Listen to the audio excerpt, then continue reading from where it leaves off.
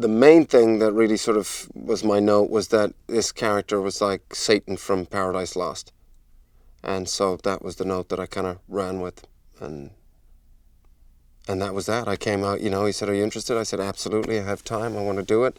And so I flew out to Austin, I think, whenever it was, 4 weeks later or something like that.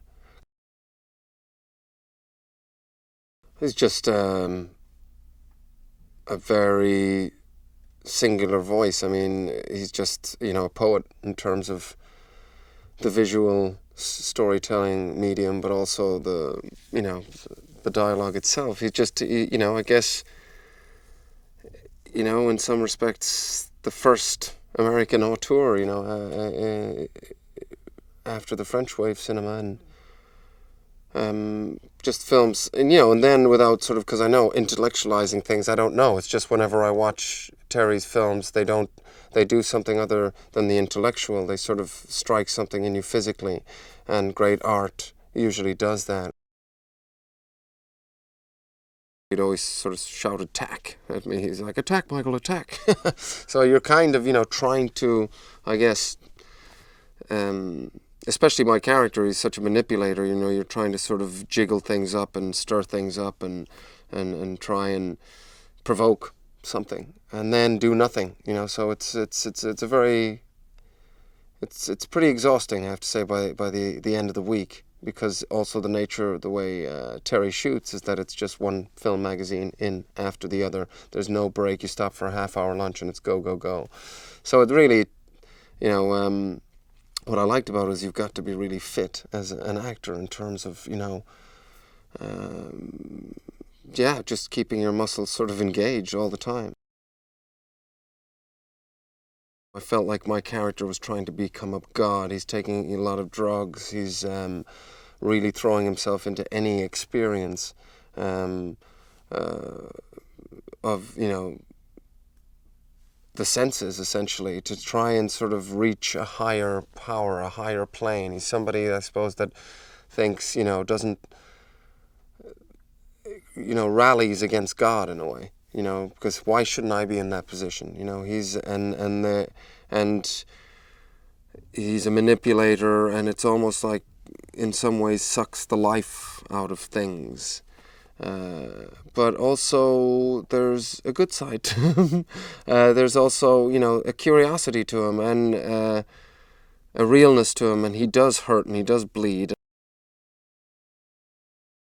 She was, just fantastic, Queen. She was very easy to work with, a lot of fun.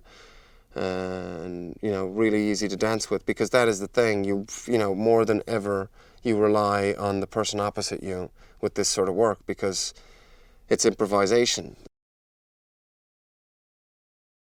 I think he understood music, regardless of whether it would have been country and western or the Antwoord.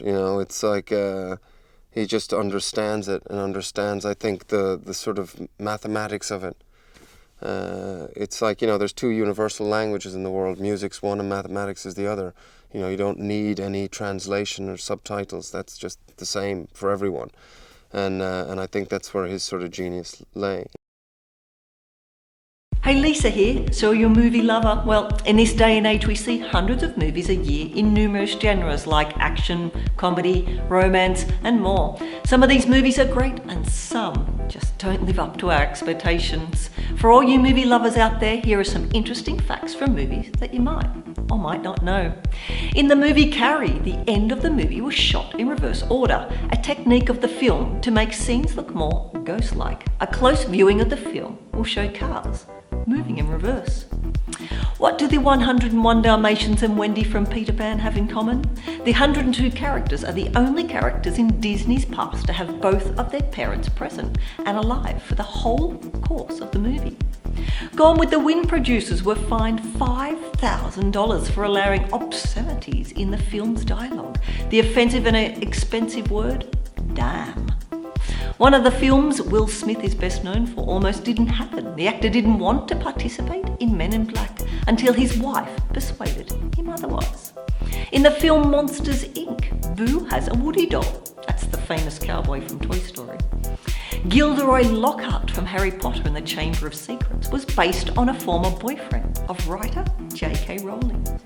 I Know Who Killed Me, starring Lindsay Lohan, has had the most Razzie Awards ever given to a film. Now, the Razzies are awards for the worst in movies. So, did you know any of these facts? Did you find them interesting? Let me know in the comments below, and I'll see you next time.